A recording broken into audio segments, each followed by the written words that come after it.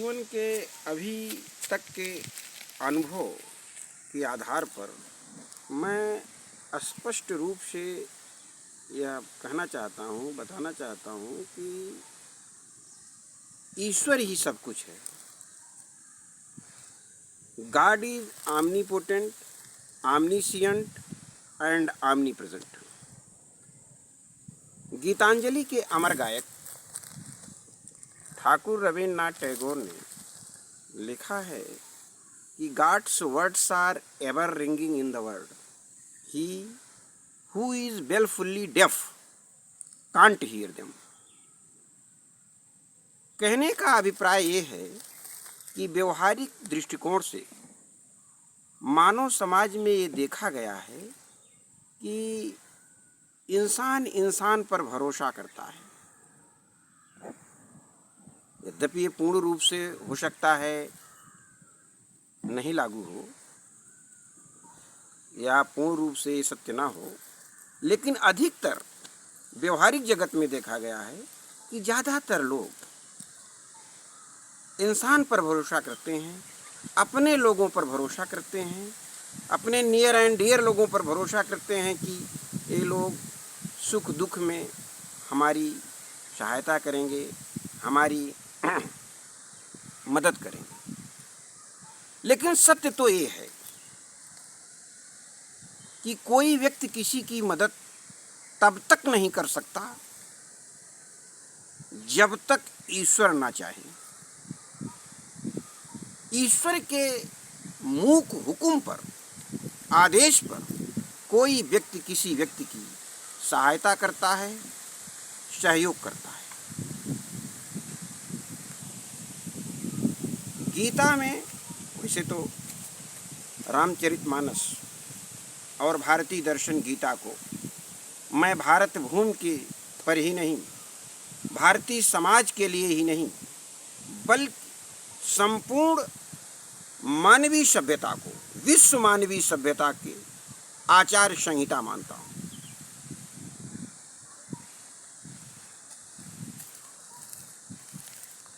अतः मैं ये ज़रूर कहना चाहता हूँ कि यदि व्यक्ति किसी व्यक्ति से आशा करता है, अपेक्षा करता है कि he will stand by me in weal and woe, मेरी मदद करेगा सुख दुख में, और वह व्यक्ति यदि उसकी मदद करता है, if he x tends his liberal and impartial cooperation to that man, to that fellow, तो निश्चित रूप से मददगार व्यक्ति ईश्वर द्वारा नियुक्त किया गया है।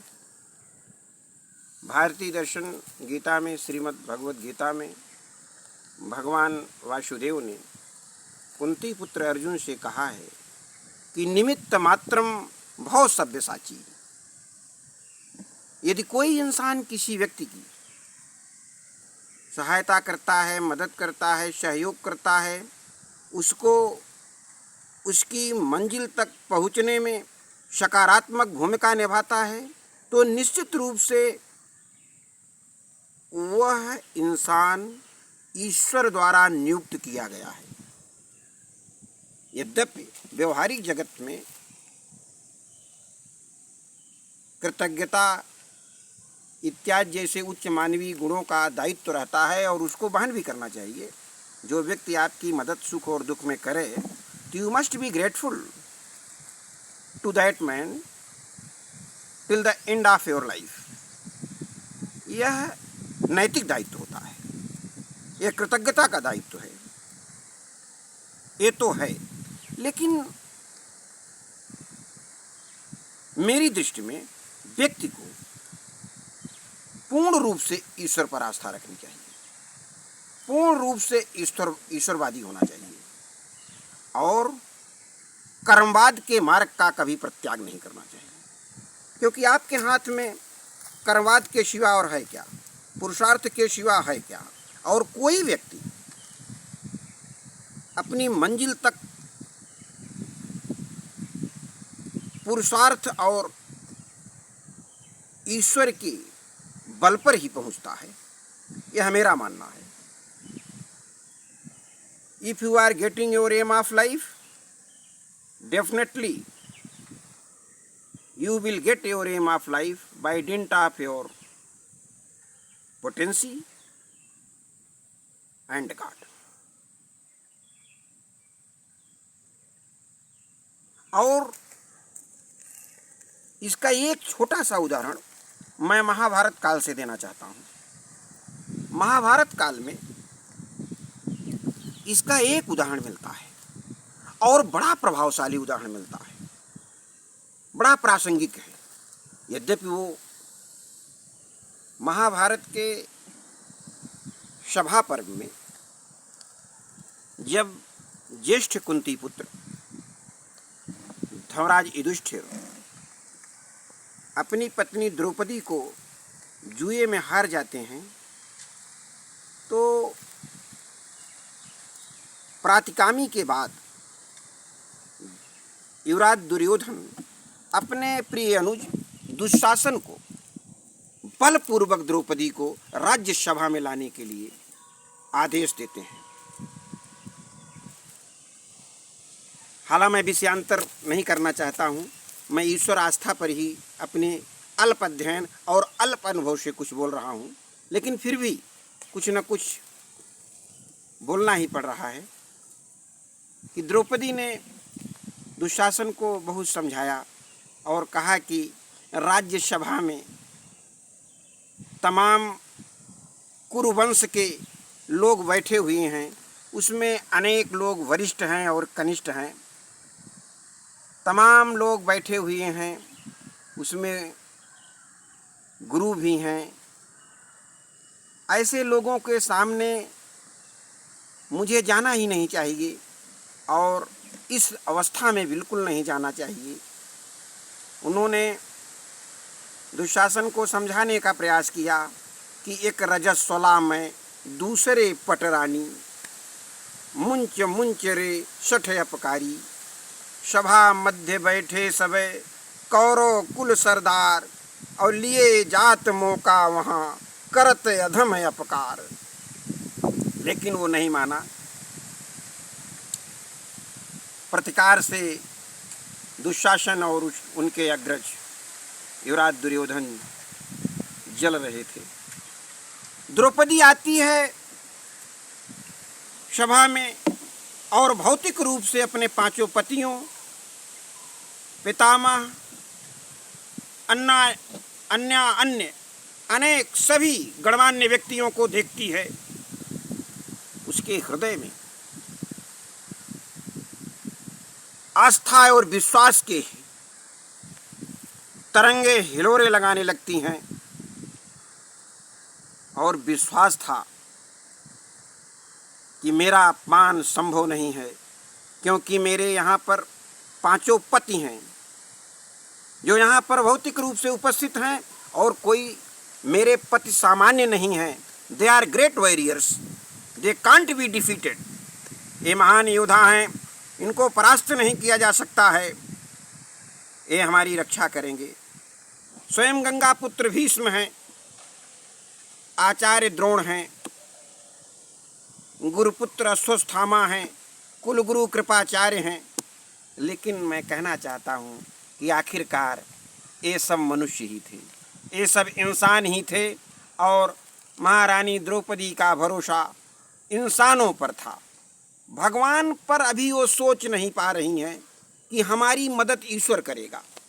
जब उन्होंने ईश्वर को सोचा, तब उन्होंने ईश्वर को बुलाया, तब ईश्वर ने उनकी मदद किया।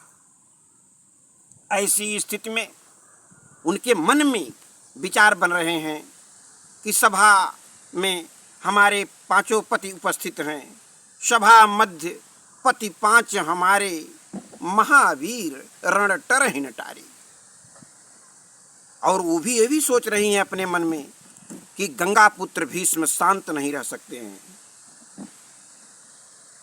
Definitely Ganga putra Bhishma will not keep silent. Acharya Drona will oppose, but ultimately जब दुर्योधन ने ये आदेश दिया दुशासन को कि निवस्त्र करके द्रौपदी को, क्योंकि ये महारानी ना हो करके इस समय दासी है और दासी का कोई सम्मान नहीं होता। द्वापर की ये घटना मेरे विचार से अभी तक, महाभारत काल से अभी तक कभी नहीं हुआ था, और हुआ भी होगा तो छिटपिट लोग कहीं न कहीं लोग सुने उन्हें होंगे। लेकिन इतने महान विद्वानों, इतने महाभटों, इतने महान वीरों, अंतर्राष्ट्रीय धरातल पर महाभारत काल के सर्व गणमान्य व्यक्तियों, महान योद्धाओं, महान नीतिकारों के भौतिक उपस्थिति में ये जो एक नारी के प्रति इतना अपमानजनक व्यवहार किया गया, ऐसा तो कभी नहीं हुआ था, अभी तक नहीं हुआ, सुनने को मिला। देखना तो बड़ी बात है। महारानी सोच रही हैं कि निश्चय द्रोण चुपाई न रही हैं, अवश्य वचन गंगा सुत कही हैं। लेकिन केवल 2 व्यक्तियों ने विरोध किया।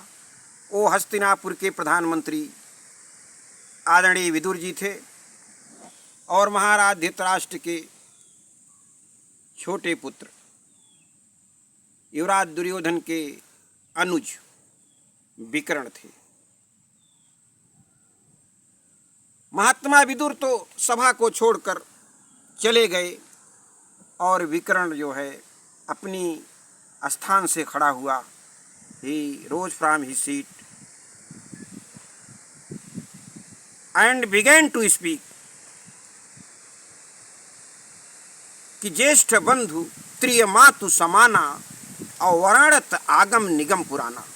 मैं नहीं कह रहा हूँ आगम निगम पुराण, ऐसी बात कहते हैं आदरणीय अग्रज दुर्योधन कि ज्येष्ठ बंधु त्रिय मातु समाना वर्णत आगम निगम पुराना, नाथ मानी अब कहा हमारी, छोड़ी देहु अब द्रुपद कुमारी। लेकिन आतताइयों ने उस बालक के नैतिक उपदेश को नहीं माने और अंगराज कर्ण ने तो यहाँ तक कहा, जिनका व्यक्तिगत जीवन में मैं बड़ा सम्मान करता हूँ, मेरे आदर्शों में, पुराण पुरुषों में,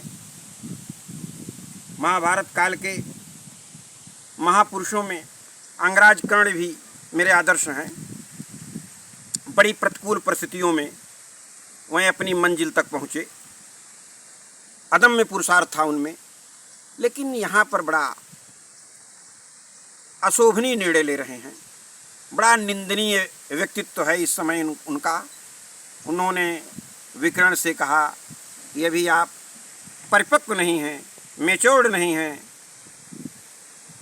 और you have not attend the majority, आप माइनर हैं, आप परिपक्व नहीं हैं, मैच्योर्ड नहीं हैं, वयस्क नहीं हैं, और जाओ अभी तुम खेलो, तुम यहाँ नीतिपरक बात मत करो, यहाँ श्रेष्ठ जनों के बीच में तुम उपदेश मत दो। छोटे मुंह बड़ी बात कह करके उन्होंने विकर्ण को फटकारा। विकर्ण was badly scolded by Angraj Karna. कर्ण ने कहा, अब ही न वयस तोर मति लायक, जाहु भवन खेलहु धनुषायक। दुर्योधन ने दुशासन से कहा कि नंगिन करो तुम द्रौपदी, निज कर बसन उतारी। निज कर अपने हाथों से बैठाओ पुनि जंघ पर, यह रुचि बंधु हमारी। राज्यसभा में कोई व्यक्ति नहीं रहा 2 लोगों के अलावा यही कि जो इतना निंदनीय द्रौपदी का वस्त्रहरण विश्व की संपूर्ण नारी समाज का अपमान था और है, लेकिन किसी ने नहीं विरोध किया। द्रौपदी की आस्था इंसानों से हट करके भगवान की तरफ जाने लगी, क्योंकि सारे इंसान चुप थे। और अभी तक वे महारानी इस विषम परिस्थिति में भी गंगा पुत्र भीष्म पर भरोसा कर रही थी, आचार्य द्रोण पर भरोसा कर रही थी, आचार्य कृप पर भरोसा कर रही थी, अपने 5 पतियों पर भरोसा कर रही थी, गुरुपुत्र अश्वस्थामा पर भरोसा कर रही थी। आखिरकार ये लोग थे तो इंसान ही, किसी ने नहीं मदद किया। और द्रौपदी स्वयं भगवान वासुदेव से कह रही हैं कि हे मधुसूदन, पकड़े से वसन अधम अभिमानी, विकल भई मैं रोवन लागी, छूटी आस भयहु दुख भारी, दीन बंधु मैं तुम्हें पुकारी। सारी आशा उनकी समाप्त हो गई इंसानों के प्रति, और महारानी भगवान को बुलाने लगी कि अब कोई मेरा साथ नहीं दे रहा है, हे ईश्वर आप ही अब साथ दीजिए। और तरह तरह की प्रार्थनाएं करने लगी, तरह तरह की प्रार्थनाओं के माध्यम से उनको बुलाने लगी और कहा कि अवधि के समाप्त होने पर, समय के समाप्त हो जाने पर अगर आप आएंगे तो आप बहुत पश्चाताप करेंगे। हे ईश्वर आपको आत्मग्लानि होगी मुझे निवस्त्र देखकर। उन्होंने कहा कि बीती अवधि अगर प्रभु आई हो, मोहि उघारी देखि पछितई हो, सर्वस हर्यो बच्यो एक बसना। सब कुछ इन लोगों ने ले लिया है, एक वस्त्र बचा है शरीर पर, सोऊ हरत बचावत कसना। श्री हरि दीन दयालु तुम, अब पति राखो मोरी, का करी हो पुनि आई के, जब पट लई हैं छोरी। आ गए नारायण, आ गए मुरलीधर, आ गए अनाथों के नाथ, पहुंच गए। और दुशासन साड़ी खींचते खींचते थक गया। पीत रंग के बहुत निकाले, पीतांबर के ओढ़नहारे। पीतांबर के को पहनने वाले भगवान पीले रंग के वस्त्रों को ज्यादा निकाल रहे थे। 10 सहस्त्र गज बल थकी गयऊ, 10 गज अंबर हरण न भयऊ। तो अंत में जो ये लोकोक्ति है, जो हमारे समाज में लोग कहते हैं, अधिकतर आप लोग भी सुने होंगे, मैं भी सुन रहा हूँ और मैं भी सुना हूँ कि जाको राखे साइया, मारी सके ना कोई, बाल न बांका हो सके, जो जग बैरी हो। बोल दो भगवान वासुदेव की जय। जय भारत।